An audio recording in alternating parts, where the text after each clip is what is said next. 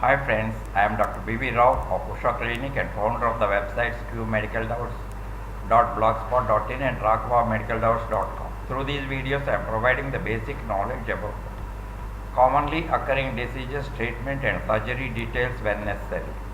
For the medical knowledge to general people and for reference to medicals. Today I am going to discuss about the congenital abnormalities of the pelvis and ureter. To know completely about the congenital abnormalities, it is necessary to know about the development and anatomy of kidney, pelvis, ureter, etc. Development. A bud from the lower end of the mesonephric duct grows backwards and upwards behind the peritoneum to the lumbar region. The stalk of the bud becomes the ureter and its distal extremity the pelvis of kidney. Sometimes the bud is duplicated or the stalk becomes bifurcated, giving rise to congenital anomalies. From 6 weeks to 5 months, the primitive renal pelvis divides repeatedly to form collecting tubules in generations. Each collecting tubule is capped with mesoblast, which becomes the glomerulus and convoluted tubule. First 4 generations persist as cystic structures and degenerate. A solitary cyst of kidney results. The fetal kidney is lobulated, but later the lobules become wedged together by the growth of the new cortex beneath the capsule.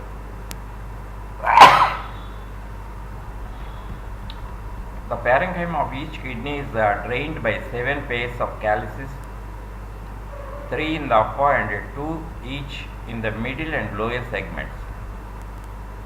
Each of the segments represents an anatomical and physiological unit with its own blood supply. There are sphincters at the junction of the minor and major calyces and at pelvic-ureteric junction. Each segment of the calcial system fills before its contents are passed into the next chamber. Congenital anomalies of renal pelvis and ureter. Duplication of renal pelvis. Duplication of renal pelvis is the commonest congenital anomaly of upper renal tract. It is found in 4 people out of 100 population. Duplication of renal pelvis is usually unilateral and presents on left side. The upper renal pelvis is usually small and drains the upper group of calyces. The larger lower renal pelvis drains the middle and lower groups of calyces. Duplication of a ureter. In addition to double renal pelvis, double ureters are present. The ureters usually join in the lower third of their course and have a common orifice into the bladder. In this case, the ureter draining the upper pelvis crosses its fellow and opens below and medial to it.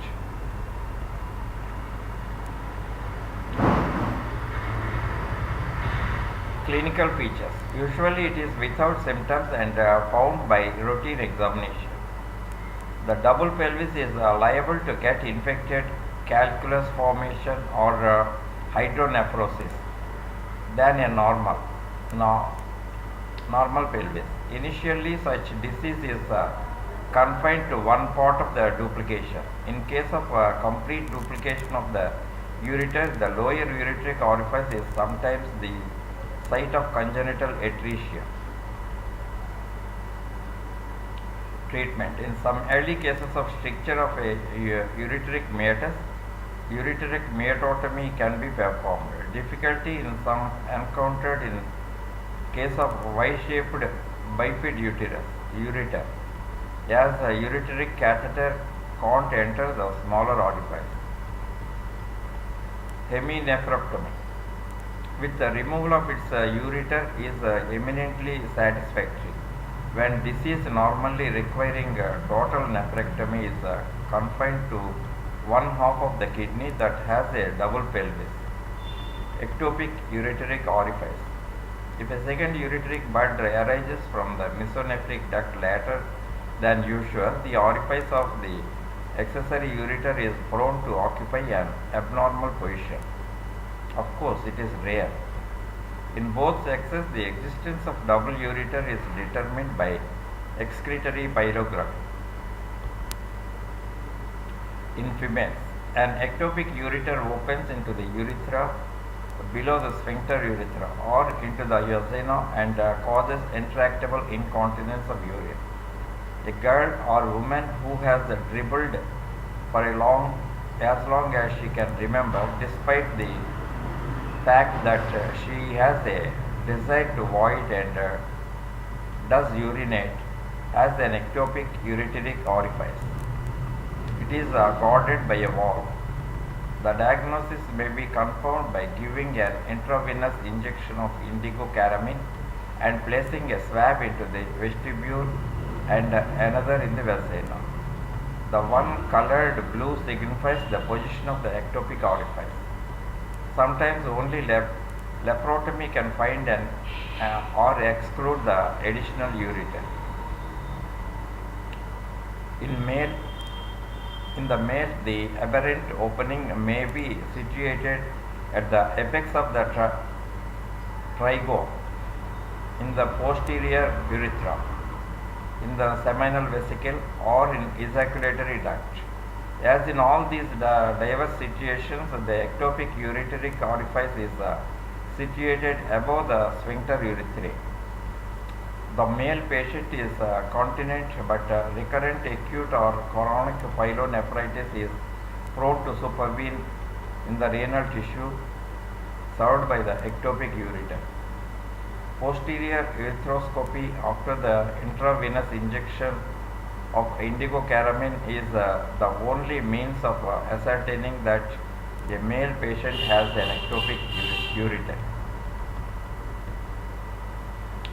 Treatment in females. In females, excision of a segment of the kidney served by the ectopic ureter is usually advisable because it is so often hydronephrotic and chronically infected.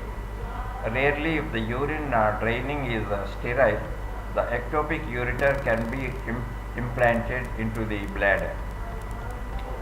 In males, usually no treatment is required if urinary infection supervenes. Heminephrectomy is indicated. Congenital megaloureter. Congenital megaloureter is either unilateral or bilateral, and in later stages accompanied by hydronephrosis, usually not having symptoms unless accompanied by infection. If the patient experiences pain, a diagnosis can be made before the onset of infection. The ureteric orifice on the affected side is normal in size and shape but is immotile. The efflux is a continuous trickle instead of intermittent ejections. An ureteric catheter passes easily. Excretory pylorography shows the ureter is greatly dilated. Treatment. If infected, persistoscopic myototomy and drainage of the dilated ureter with a ureteric catheter for about 6 weeks is effective for curing the infection. Reflux afterwards is likely. The condition is better treated by open excision of the lower 2 centimeters of ureter, followed by the formation of a nipple ureteroscopy with a long intramural course for the ureter. If this fails, a total excision of the ureter and replacement with ileum or wrapping the ureter in a tube of ileum after removal of the mucosa has been recommended. If the renal parenchyma is severely damaged, nephrectomy is curative. If it is bilateral, presacral neurectomy is successful. Bilateral myototomy is likely prolong life but eventually increasing renal failure and pyelonephritis pro pattern. Post-caval ureter. In post-caval ureter, the right ureter passes behind the inferior vena cava instead of lying to the right of it. So it may cause obstructive symptoms. If the symptoms warrant it, the ureter can be divided near the bladder, withdrawn behind the vena cava and re-implanted and into the bladder. Congenital atresia of ureteric orifice. It is the precursor of erythrocyte. It is found in children undergoing cystoscopy for increased frequency of micturition or renal colic. Ureteric myototomy usually remedies the condition. Uretroceal. Uretroceal is due to the congenital atresia of the ureteric orifice. It causes a cystic enlargement of the intramural portion of the ureter. The wall of the cyst composed of mucous membrane only, sometimes muscle coat may be included. It is discovered in children, not recognized till the adult life. Women are more affected and sometimes it may be bilateral. Clinical features. Common symptom is frequency of urine and there may be renal colic and haematuria. In long-standing cases, secondary infection may be present. The cystoscopic findings are characteristic. When the wall consists of mucous membrane, there is a translucent cyst over which blood vessels radiate. If there is a muscle in the wall, the cyst is opaque. In either case, the cyst enlarges rapidly with each efflux of urine, followed by a slow collapse. The pyelogram is diagnostic. Treatment. Many cases may be symptomless and requires no treatment. Hydronephrosis, stone or recurrent infection may require treatment. Cauterizing a hole through the wall of the cyst with a diathermy electrode is a simple and satisfactory procedure. Micturating cystogram should be performed 3 months later to exclude urinary reflux. In advanced unilateral cases associated with hydronephrosis or pyelonephrosis and dilatation of the hole of the ureter, nephrectomy is a must.